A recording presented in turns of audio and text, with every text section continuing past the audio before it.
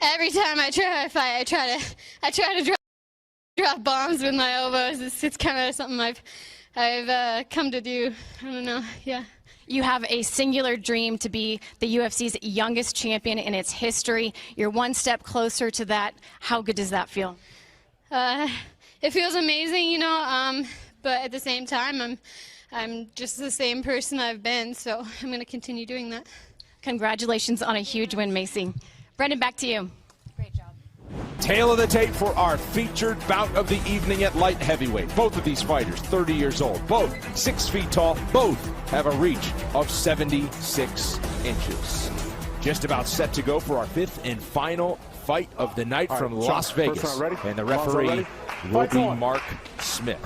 The fight is on here as Deshaun Boat right in the blue. There's that head kick Menifield that I talked looking to about. end it quickly. And here's My Alonzo goodness! getting through with the shots, and there it is. He opened with a head kick. Alonzo counters, puts him down. 3-4 big shots. Wow, over before it even started. You want a statement win? How about a knockout in 9 seconds for the still undefeated Alonzo Menifield? Looking for that opening head kick each and every time. Alonzo must have done his homework. He saw it, he counted it perfectly, put him down, dropped him, followed it up. 9 seconds. Wow. Wow, indeed. There's not much to talk about because we didn't see a lot of it. So let's take a look at it in live time, in real time, rather. And right when they were underway. So we go out, there's that head kick that I talked about. He counters, kind of pushed him off balance, and he gets through with a vicious ground and pound. Tries the backflip, close but no cigar, but it doesn't matter. Here we go. There's a right hand over the top, puts him down, gets position. 1, 2, 3, 4. Good shot. So he looked like he went out for a second, and one of the shots may have brought him back round. Boatwright's going to complain about the stoppage. I know he is. He'll say that it was too early, but, you know, for my money, it looked like he did go out for a split second. Well, perhaps Mark Smith saw the eyes roll back, and that was enough. One final time. Here's Lorosenko. Ladies and gentlemen, referee Mark Smith has called a stop to this bout at 8 seconds of round number 1, declaring the winner by TKO, Alonzo Menifield. Got his name right this time. Last summer, the doctor's stoppage, the referee raises his hand and says, Daniel.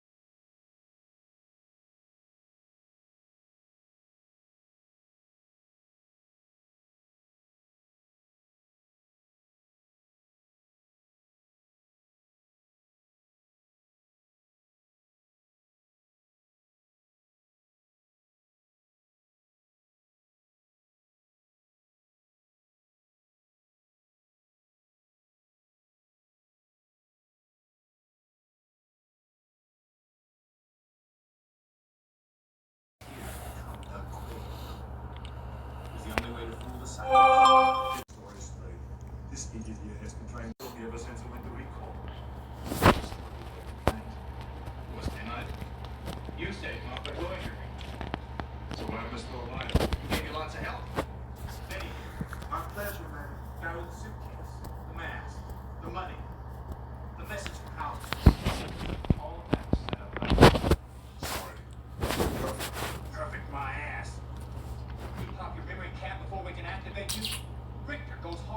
screwing up everything I spent a year planning? Frankly, I'm amazed it worked. Well, I have to hand it to you. That's mine. Yeah. No, it's mine. Someone you trust. Who is it this time? A brother? Howdy, Quaid. This is the quietest day you've been. Sorry, Quaid. Definitely sweet, but hey, what if it's for? Dolly gets the win. No, Alonzo Menifield makes it Real. Our tale of the tape for these 30-year-old heavyweights. Greg Hardy, big height advantage at 6 feet 5 inches, 4 inches taller, and a sizable reach advantage at 80.5 inches. Calling the shots for our season finale at heavyweight is Herb Dean. Ready? Ready? Let's do it. They touch gloves and we are underway. Biggest favorite on the card tonight is Greg Hardy at -700 and looking to handle things quickly. Big right hand landing from Hardy. Throws in a knee. How long can Gordon withstand this? He can't. Greg Hardy, a knockout winner, this time even faster. That is 5 finishes in a row. Series, baby. And he's still got the game face on. He's not ready to relax yet, but that was vicious. He knew what he needed to do. He ran across the cage and just started throwing absolute bombs. And Gordon tried to come back and land some shots, but the power difference was substantial. Thanks for chiming in. You didn't get a word in through the whole fight. I didn't get to say anything. That was quick. That was very quick. We're going to take another look at it in real time as we take another look at Greg Hardy, who is all business before, during, and after. There we go. He's just backs him up against the fence, gets out of the way of the return shots from Gordon, goes to the body very nicely too. You see Tavares Gordon draw, but that was right on the temple and dropped him right away. And just a couple shots on the ground to finish things off. And Greg Hardy has got power. There's no doubt about that. So Austin Lane was the victim in episode 1.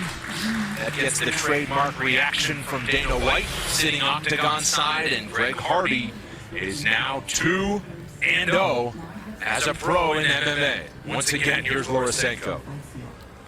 Ladies and gentlemen, referee Herb Dean has called a stop to this bout at 17 seconds of round number 1, declaring your winner by TKO, Greg Hardy. So after earning the developmental contract on June 12th, he makes quick work of Tavares Gordon and Greg Hardy, looking to prove that point that it was no fluke, that he belongs, and here he is once again, set to walk out of the Ultimate Fighter gym, a knockout winner in emphatic fashion. Yeah, that was impressive. Anytime you can walk across the cage and assert your dominance like that and get a knockout, you got to be happy with that performance. It's going to be a decision Dana White's going to have to make tonight. Is he ready for a big-time UFC fight, a real octagon fight, or do we need to see him go and get a couple more warm-up fights and see how he handles that? I don't really know. I mean, if he can throw leather like that, he might be ready right now. Said after the first appearance there was immense pressure on him, but he actually relished it. It felt great having that pressure once again after his football career, of course, is now over. He wanted to become the athlete again, and he did so this summer, now twice. Here he is with Laura. Thanks, guys. Greg, you said you wanted to come in here. You had something to prove. You wanted to prove that last time was not a fluke. You feel like you did that? I think I sent the message. Yes, ma'am. I'm here for business. You did not allow him one moment to get into this fight. I got to believe that was the game plan coming in. Yes, ma'am. You know, just had it in my mind. Come out, put in work, apply pressure, and show my skill set. You landed some huge shots, like I said, right off the bat. Landed some hammer fists there at the end. Did you know as soon as you touched him up that you'd be able to get him out? Honestly, you know, I wasn't really aware I was in the zone. I was just going to keep punching until Herb came pull me off. Talk to me about the role that your team down there at ATT has had in your success up to this point and your journey forward. I got the greatest team in the world. You know, I stand behind Dean. I stand behind my coach Billy. I stand behind Werewolf of Texas, Daniel Jolly. Everybody that works with me down there is top notch and grade A, and I appreciate them. Thank you from the bottom of my heart. You won a developmental contract just a few weeks ago. You're here. You got another huge win. It begs the question: How soon are we going to see you in the big show? How soon are you going to be ready? Honestly, I wanted to send a message today, and the message is, whenever you want it, put me in there. I'll prove it every single time. I'm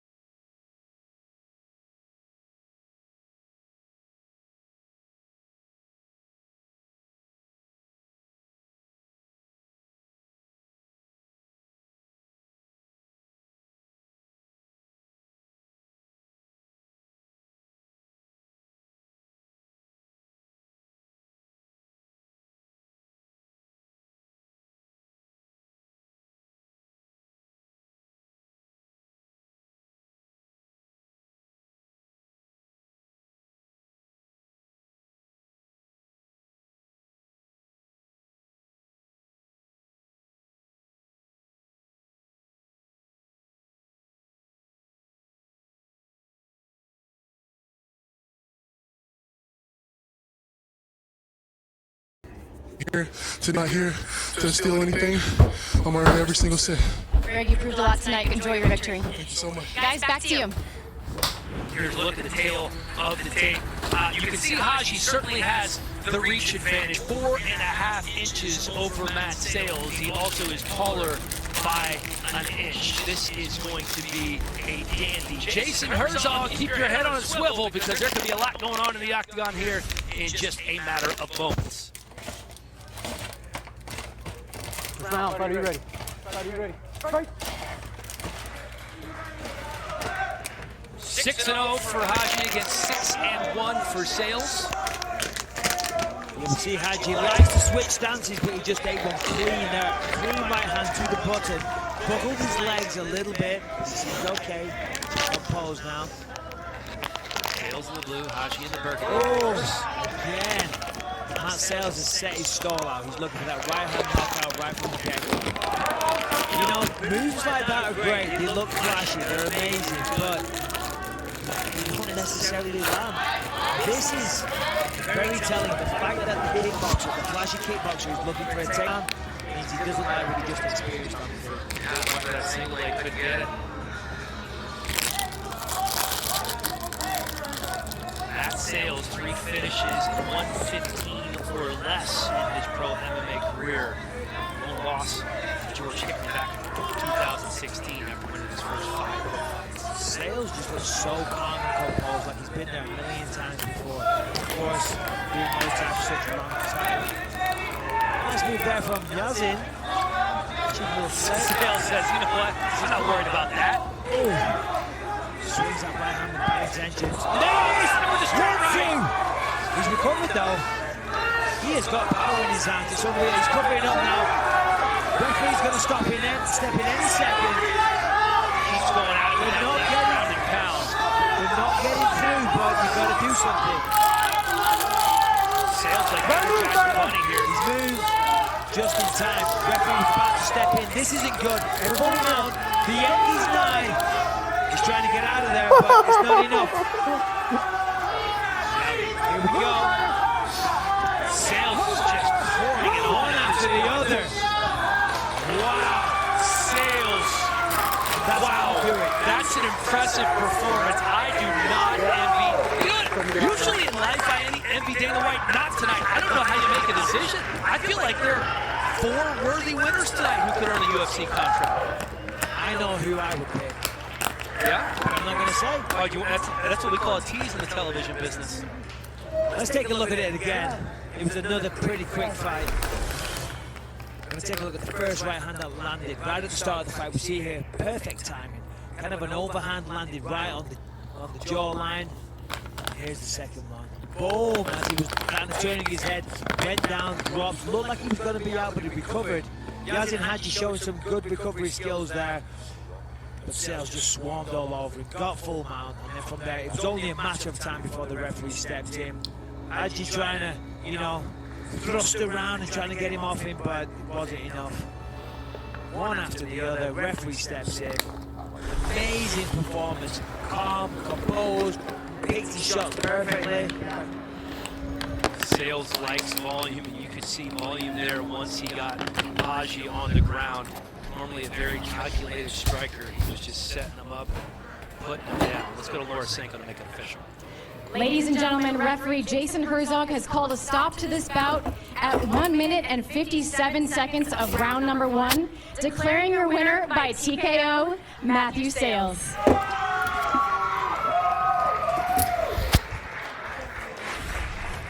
Matt Sales, the 24-year-old from San Diego with his 7th professional MMA win. The question now, is this enough for him to earn that UFC contract? I know Dominic Cruz and his friends are watching at home as Dana walks back into his lair to decide who he will be giving the contract to tonight.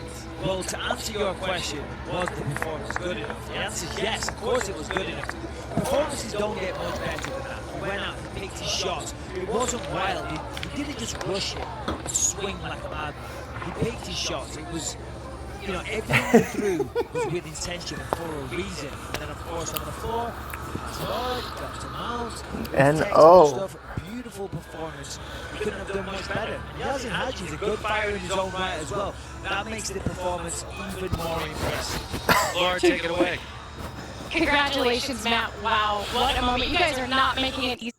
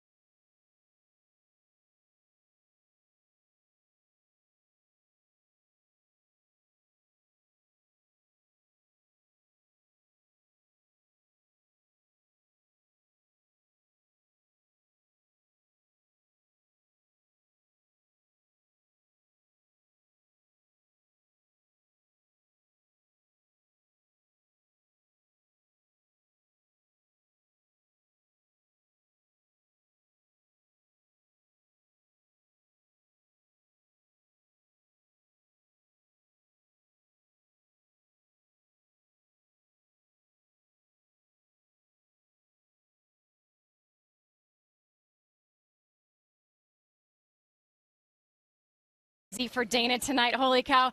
I saw you give a hug to your girlfriend, Emily. You guys have been together since 8th grade, I understand.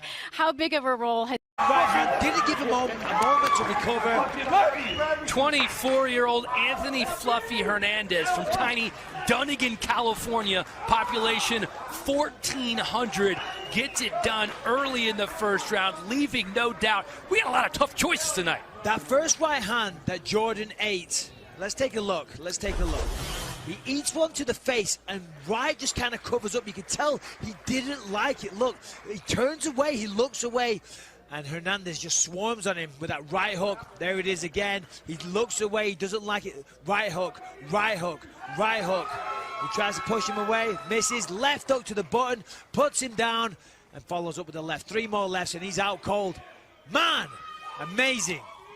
And here's Dana White.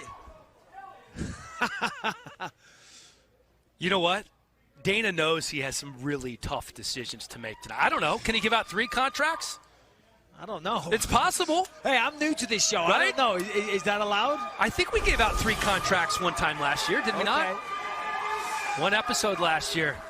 Look at Max. Ooh. That's the way to do it. What was the time on that? Not long. Do we have an official time? We'll bring it to you momentarily. Good sportsmanship there as Lorisenko is in the octagon to make it official.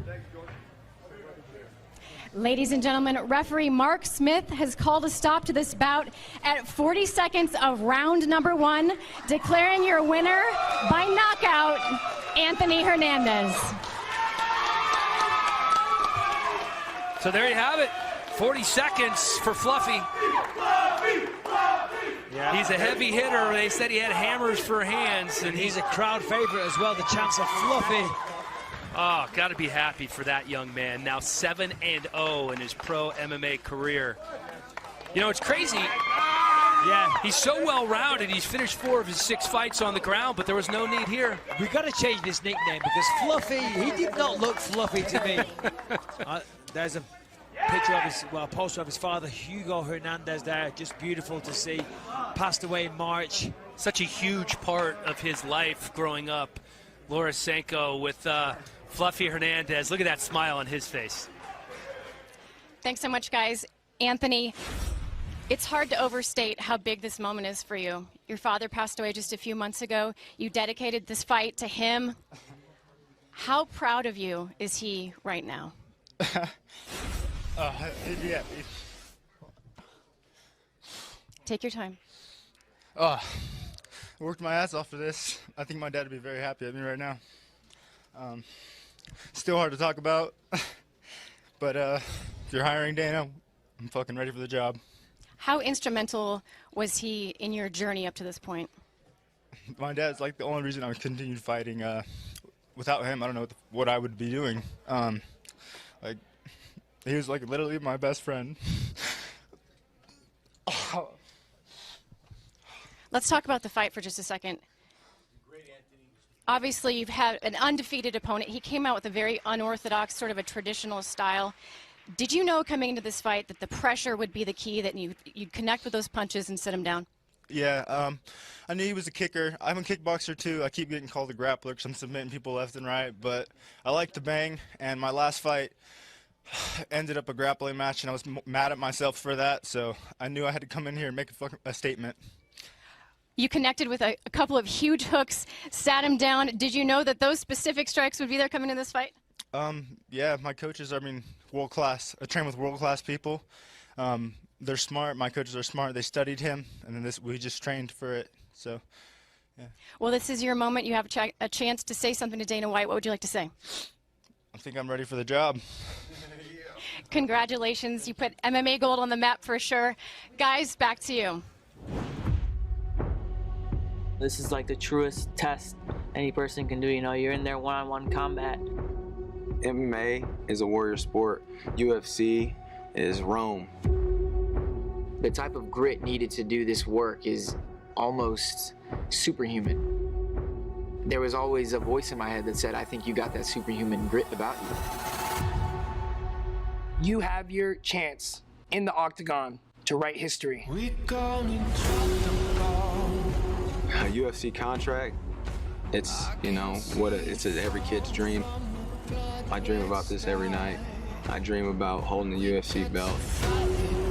I think I was born to doing very big things. UFC contract means to me everything. This is my whole life. This is 24 hours a day. This is what I'm doing. It's all with one goal. Ultimately, what's on the line is my future. And this is everything that you've given all these years, all these minutes, all these hours, all the sacrifice, all the blood, the injuries. I'm ready to prove to everyone that I deserve to be here. This is the opportunity to change my life and to change everyone around me's life. Everybody's fighting for something. What's it really mean to you?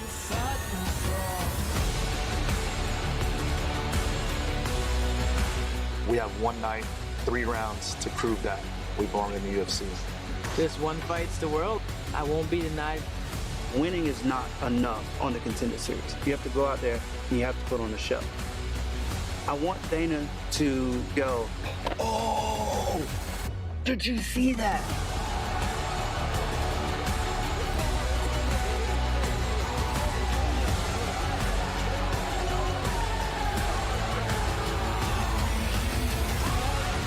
two people step in there before each other are going to bring it all that they have, because it's been a long road and it's not over yet. It's going to be savage.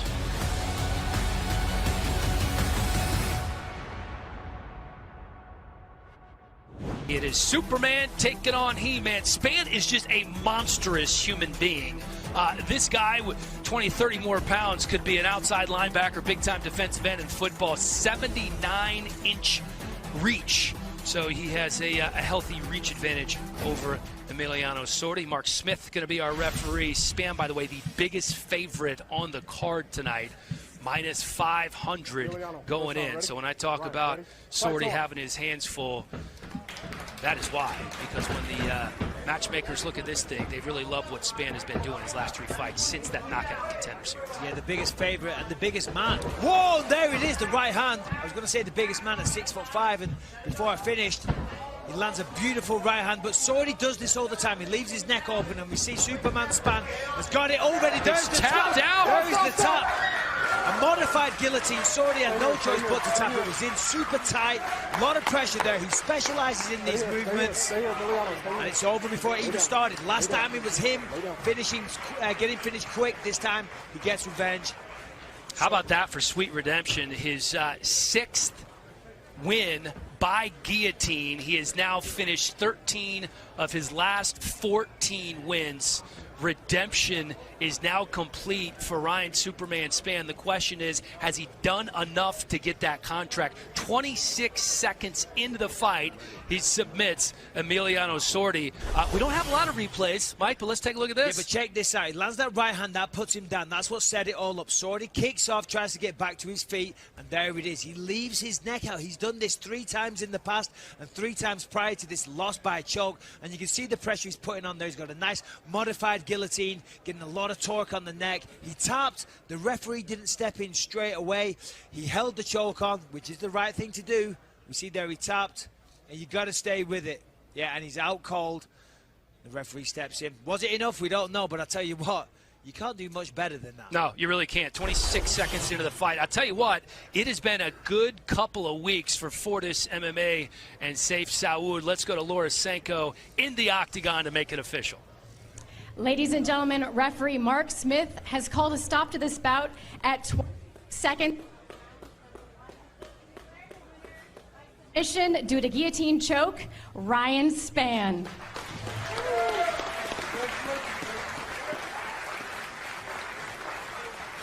Huge win for Ryan Superman Spann.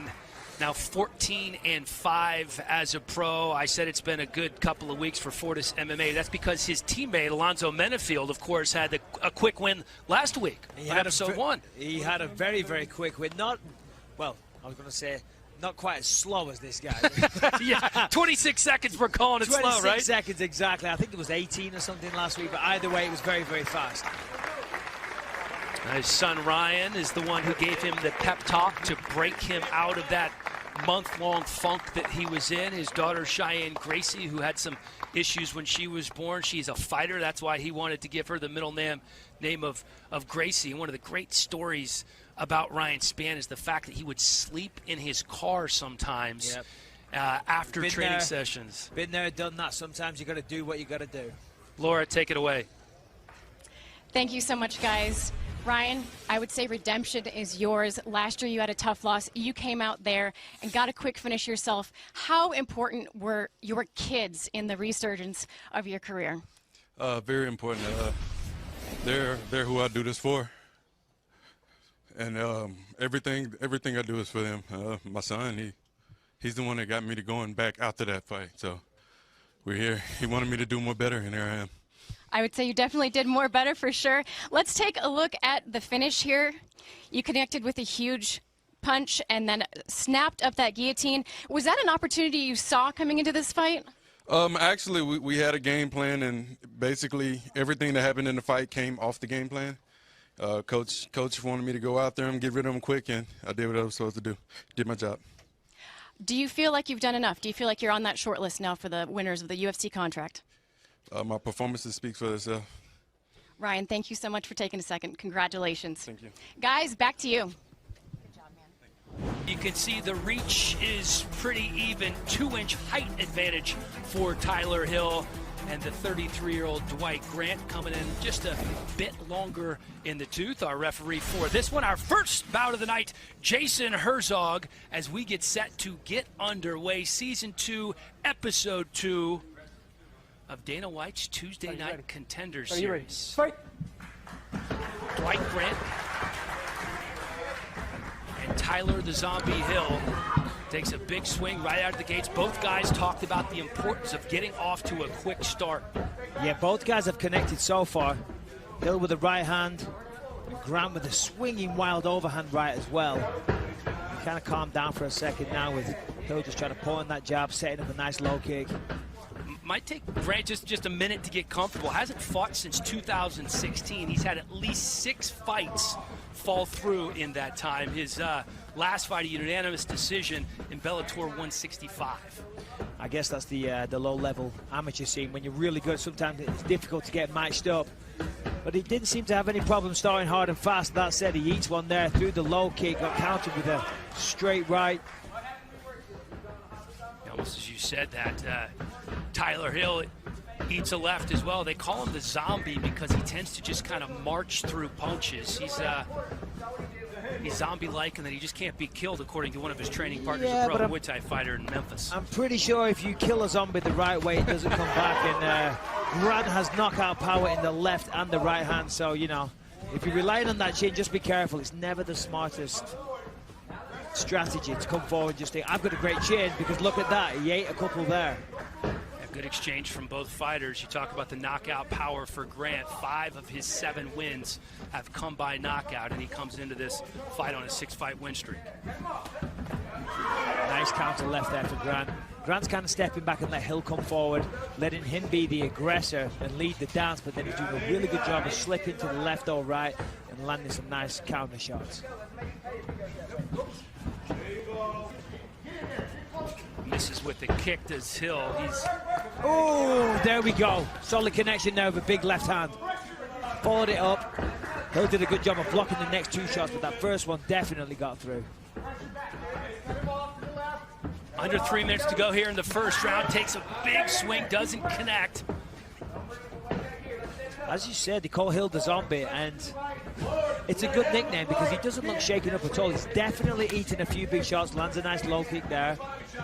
Taking some big shots, but still marching forward, still confident. Hill constantly looking for the knockout.